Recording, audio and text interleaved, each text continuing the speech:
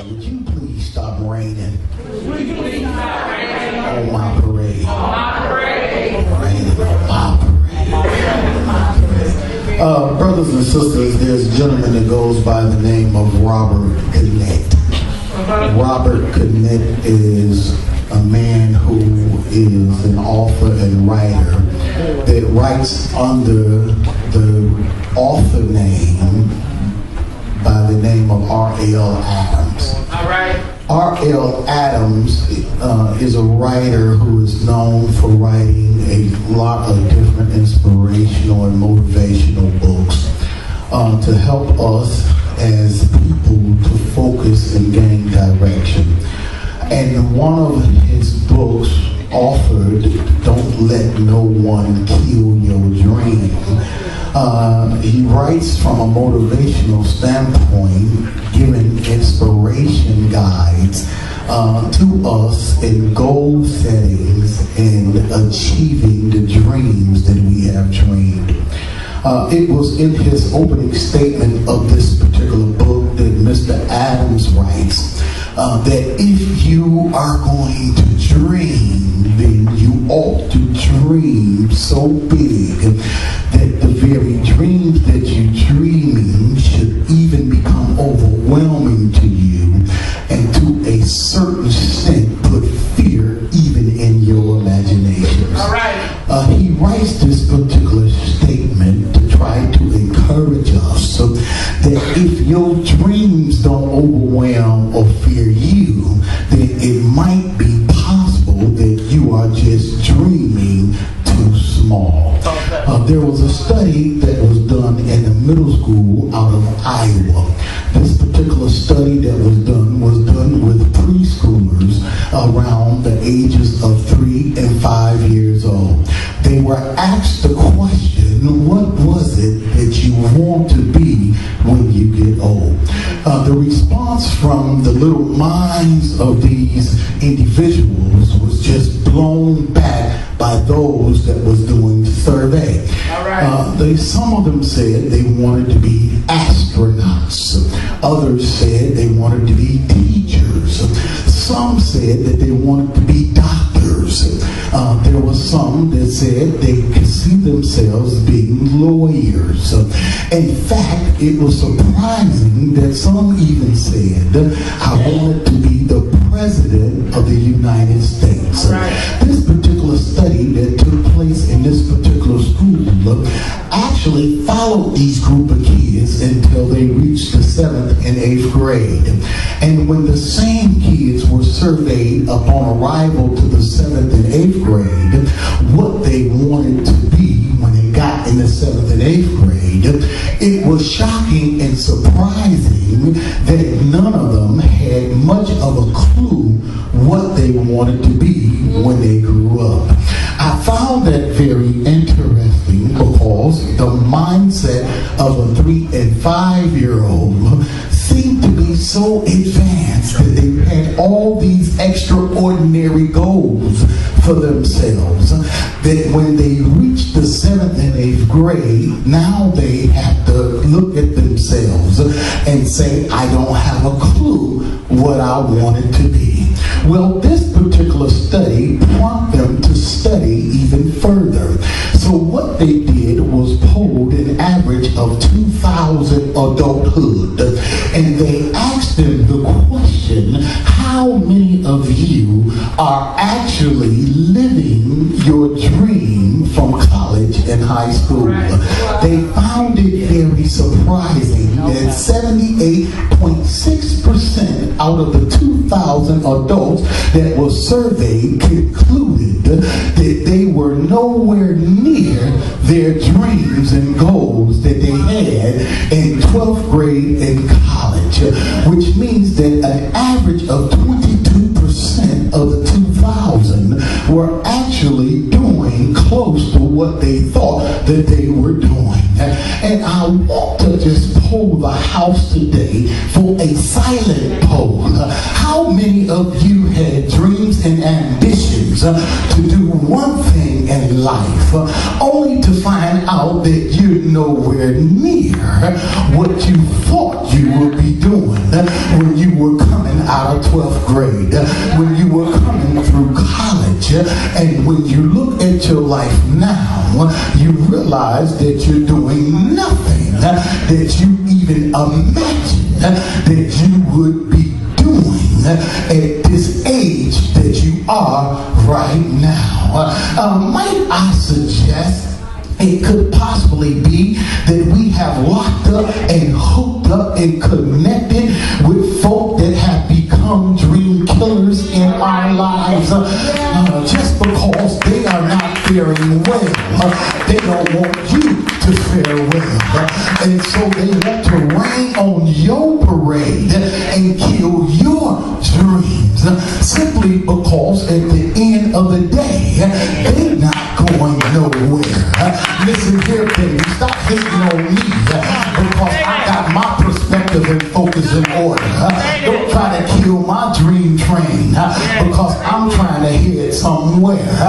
You can leave your dream train as far as your front porch, but I got dreams in my life that one day I want to view Paris. One day I want to see the world. One day I want to take a nice vacation and put my feet up on the beach. Maybe have a Mai Tai or two.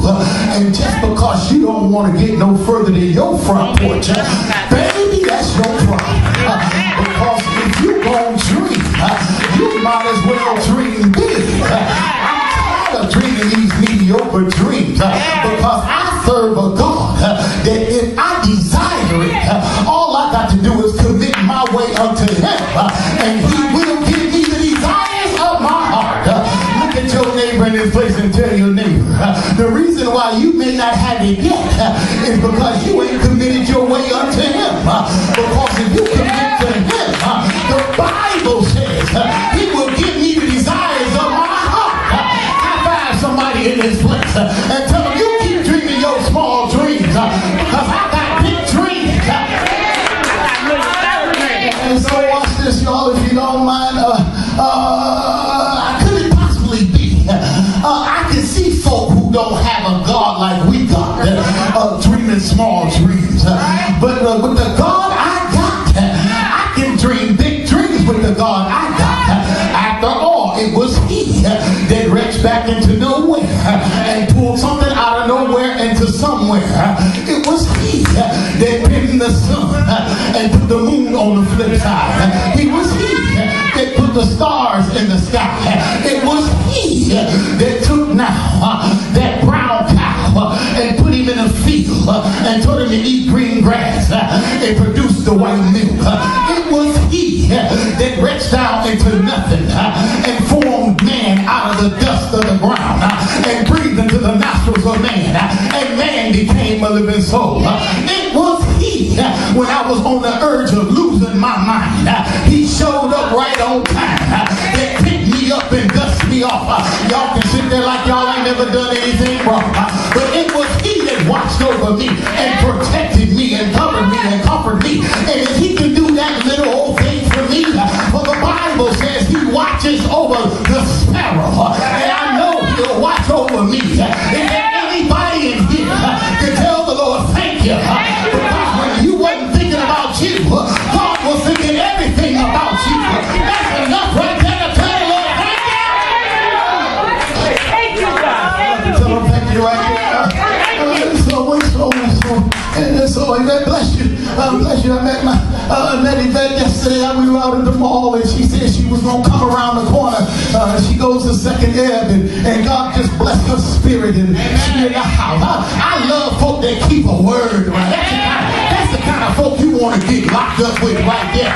Y'all keep hanging with all those haters and hater-raters. Anyway, listen to watch this. Watch this. I'm just a sidebar right there. I'm in a day and age that I got to center myself around some real folk and some folk that want big things. I'm tired of hanging with folk that don't want no more than what they can see. But if I can dream it, then my master can give it to me. You got to set your dreams higher. Watch this if you don't mind. And so as we begin to look into our texts outside for our consideration today, here we find Joseph. Y'all be seated for a minute. We're going to get out of here. Watch this. Here we find Joseph. Joseph is in a catch-22. He's in a catch-22 because his brothers are hating on him. The only reason why the brothers are hating on him is for two reasons. One, he has favor with the father, and two, he got dreams. Let me see if I can help y'all out. When you look at Genesis chapter 37, and Genesis chapter 37 opens up, when you look at verse 3 says that Israel loved Joseph more than all of his children. He loved him in such a way that he made him a coat of many colors. He makes him a coat of many colors, and he gives it to Joseph. I know that don't mean anything to you all, but first of all, you got to take observation of this coat. When you look at Jacob and Joseph and his brethren, you realize that the family business was to lead sheep. Right. Sure. They were in the business of being shepherds. Yes, sir. Their job was to shepherd sheep. But back then, sheep shepherds didn't get much money. Right. Joseph has a coat of many colors. His father takes all that he got and he invests it into Joseph. Yes, sir. Somebody missed that. If I was preaching Calvary and closing right about then, I'll tell you about a man who invested all that he had. For the Bible says God so loved the world. It sounds like the father invested all that he had to me. I ain't preaching that tonight. Watch this. He makes him a coat of many colors. Come on. He gives it to Joseph. Now watch the coat. Back in those days, the coat of many colors represented royalty. That's right. The father makes Joseph a coat when the father didn't have a coat. He puts on him the coat of many colors, Minister Gray, that represents royalty. And when Joseph wears the coat, what the world really sees is the favor that Joseph has. Y'all don't miss y'all cue in the shot. Can I tell half of y'all in here why folks hating on y'all? It's because they see how great you are when you can't see it yourself. And just because I may not have much, I still don't walk around like I ain't got much. I ain't got to be rich to walk around rich. I ain't got to have fancy cars to walk around like I drive good. Listen here, I'm talking to somebody in here that know if the Lord woke me up this morning, I'm still favored by the Father. Somebody didn't wake up this morning, but he woke me up early. Woke me up early this morning. I find your neighbor, tell your neighbor, I'm favored. Oh, y'all, this y'all cute. That's why she looking at you the way she looking at you, because you walk with favor. How in the world can you smile every day? Because I know a man by the name of Jesus. How you walk around here like that didn't bother you? I know a man named Jesus. How you walk around here? Don't that upset you already? Because I know a man named Jesus. That's why I can smile and laugh the way I smile and laugh. Even though I might be broke, I thank God I'm not broken. Watch this. Watch this. When Joseph steps out, his brother sees the favor that's on his life. And might I suggest this and throw this in here for free? That favor will spin where your money can't. I got some folk in here. Your credit was bad. It was jacked up from the floor up. But you went on a lot anyway and spent your favor. Your credit was messed up, jacked up. You had some stuff that you were hard pressed with.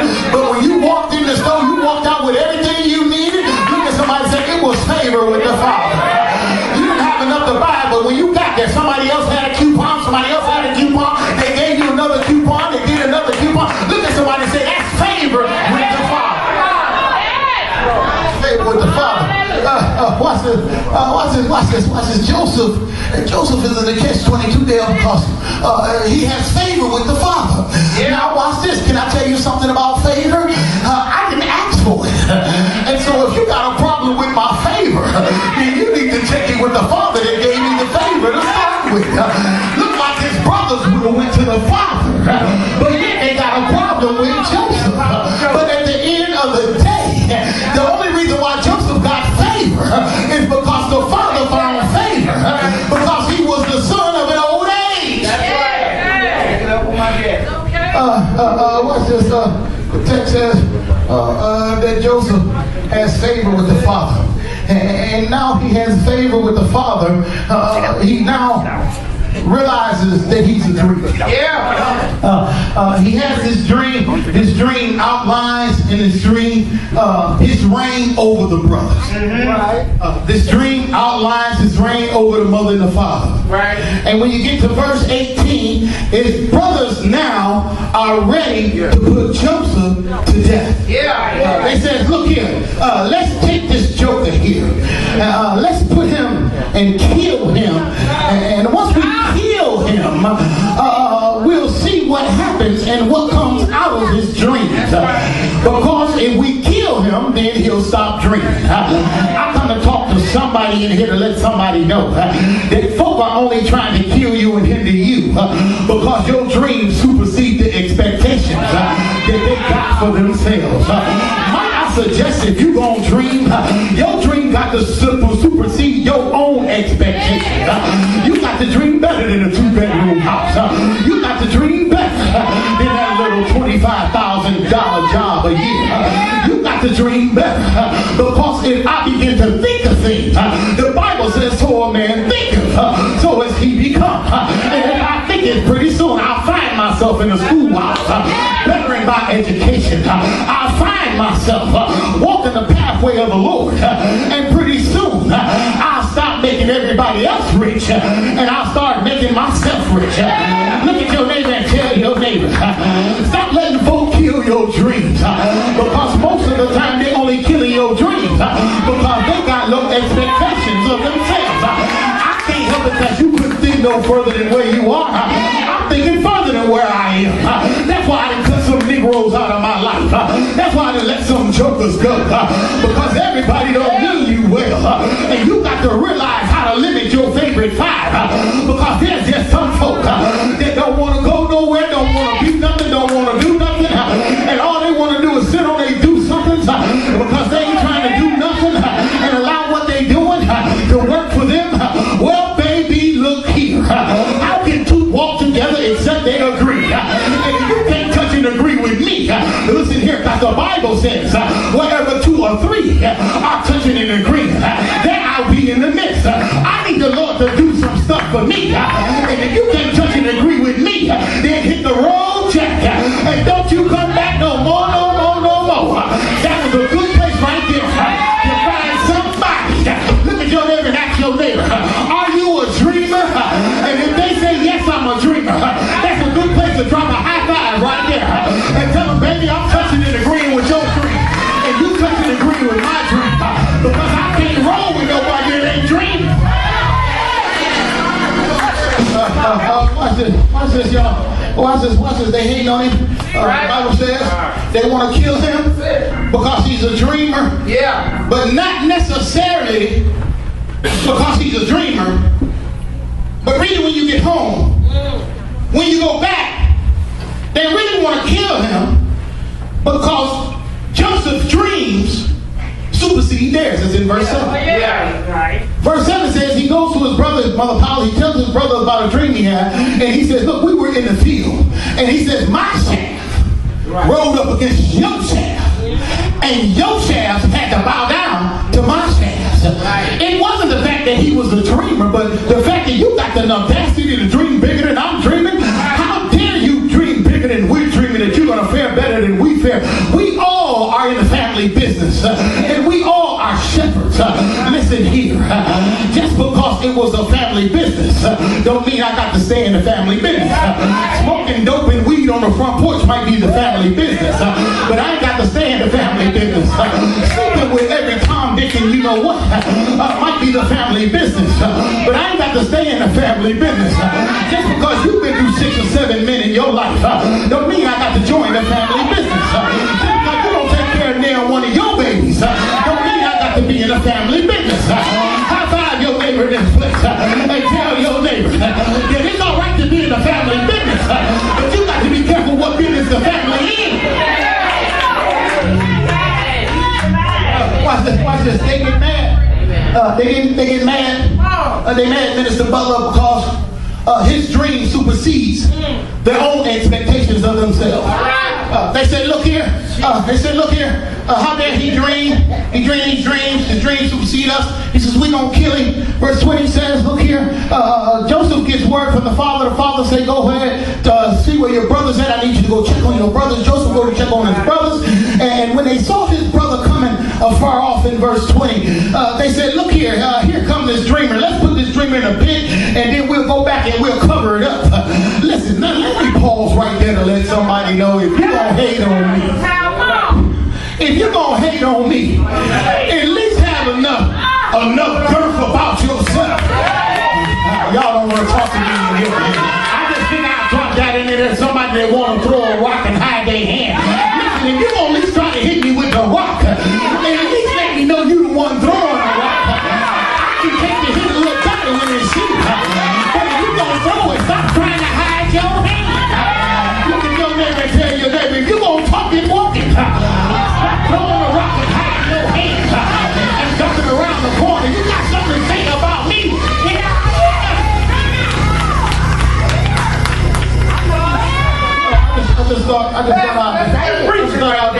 Look what they say in 20, brother. See, look what they say in verse 20.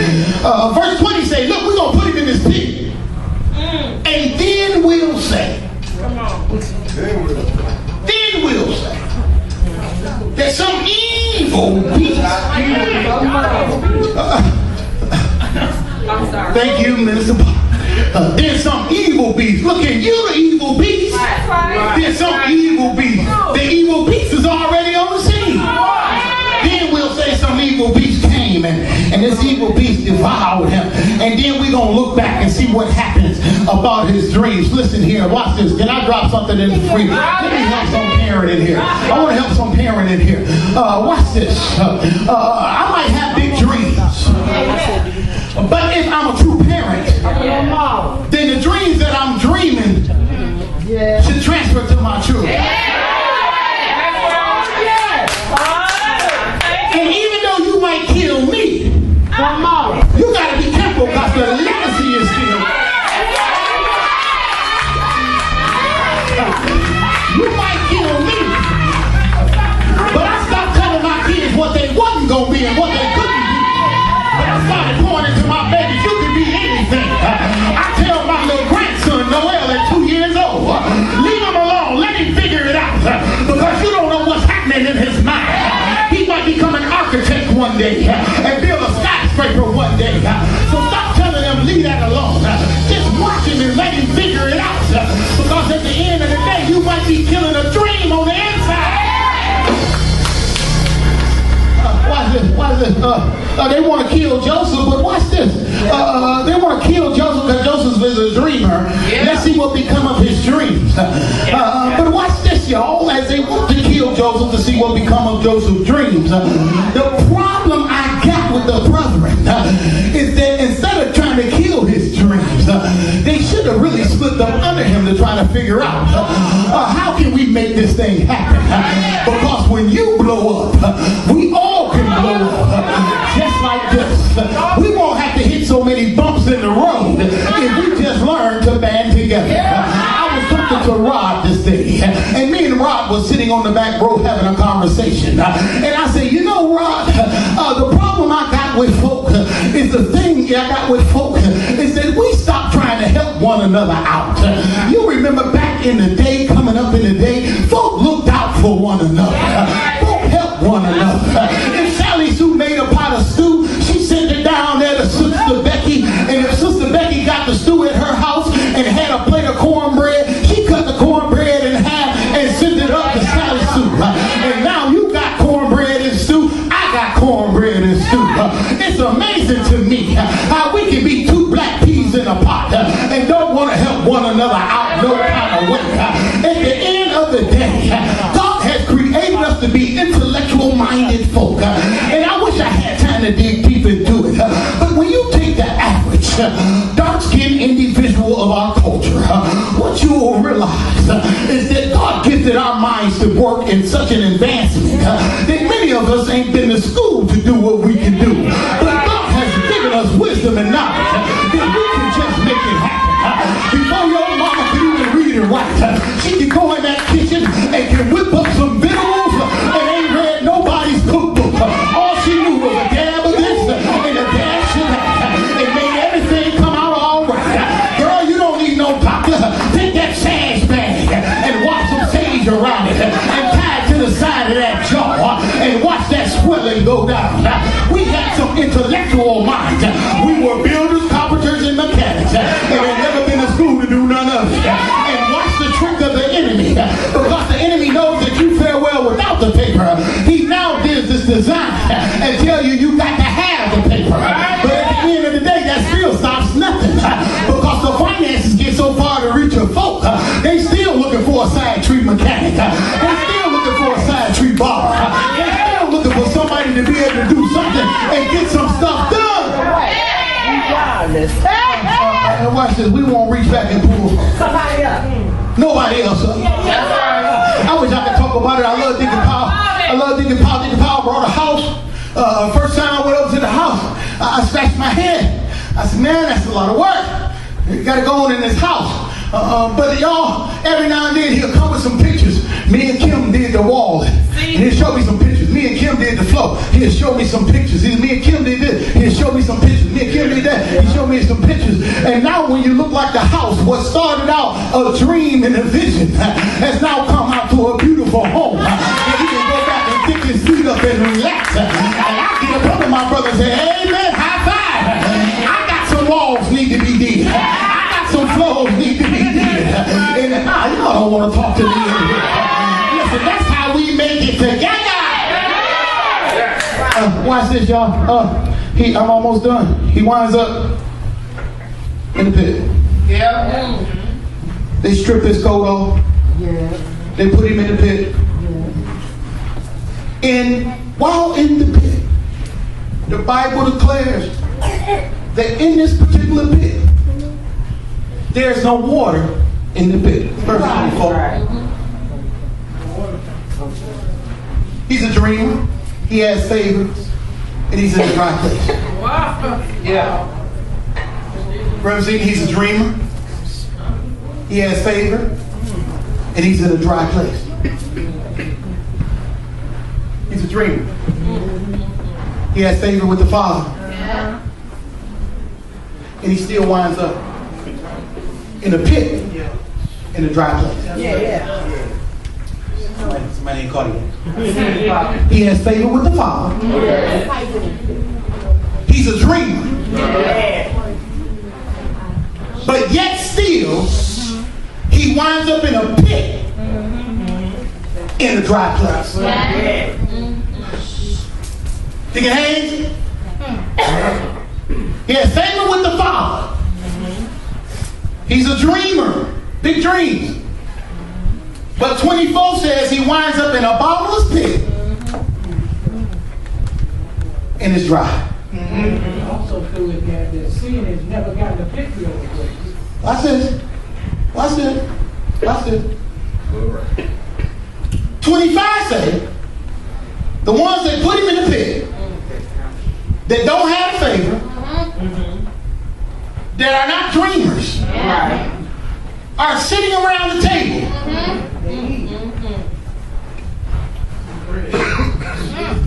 Y'all missed it.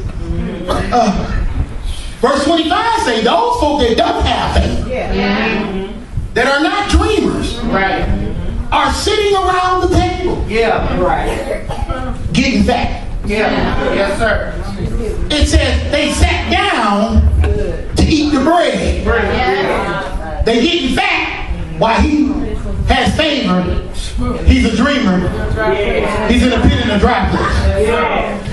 Might I suggest it's a hard pill to swallow when you know that you're favored by the Father and you have great dreams and expectations, but yet Negroes that seem like they ain't got nothing to offer society are growing up and coming up, and here you are still down at the table struggling because it seems like things ain't working out on your behalf, and you just seem to be in a dry place with all your ambition, with all your dreams, with all your possibilities and promises, but yet the joker on the corner ain't going nowhere, ain't doing nothing, don't even want to go, and don't even want to take time out for themselves, and here they is sitting around looking like they blowing up, getting all fat.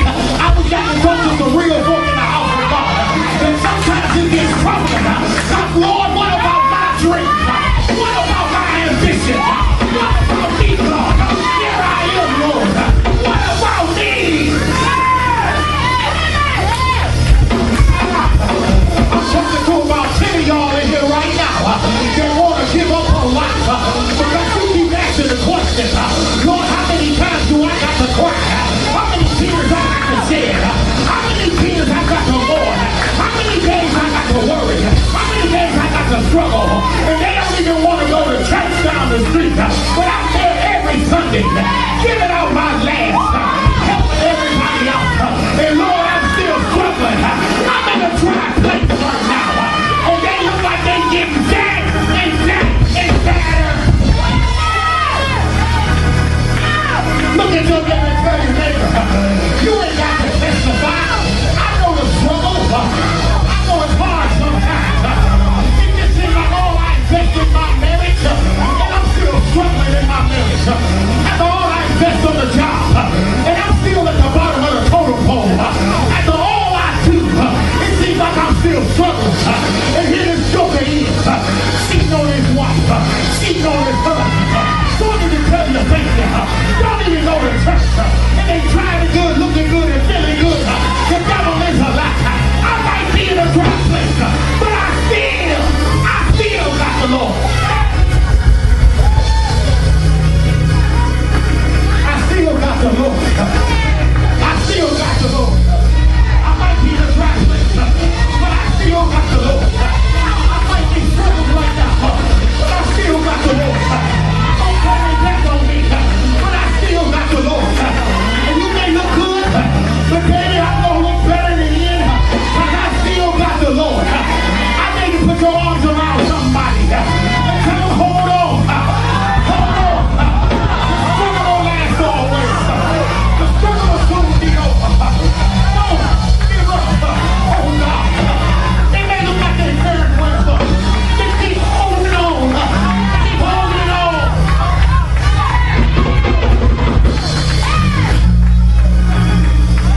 I got favor. I got dreams. I got ambition. Why is it down in the dry place right now? Look at your neighbor and tell your neighbor, the only reason why you're in a dry place right now is because the Lord is preparing you for your assignment. The Lord is preparing you for your assignment. When the brothers tried to kill him, watch this. When the brothers tried to kill him, verse 26 says, Joseph, he's in a dry place. The brothers want to kill him. But watch what verse 26 says. It says, along came Judah. Judah says, we can't kill him. That's our brother. That's our flesh and blood. Let's sell him, but let's not kill him. There's folk that's selling you out when they really could have killed you. They know what you've done. They know where you've been. They could really kill you, but instead they just sell you out. They don't kill you. They don't kill your character. But watch Judah. Judah comes along. And Judah says, this is our brother. Watch this. I know y'all don't see it. Judah represents by namesake.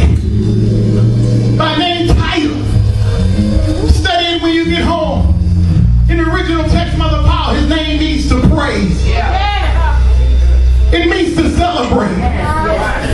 And just as Judah said, we can't kill him, along came a caravan of Ishmaelites on their way to Egypt. Egypt was Joseph's next assignment.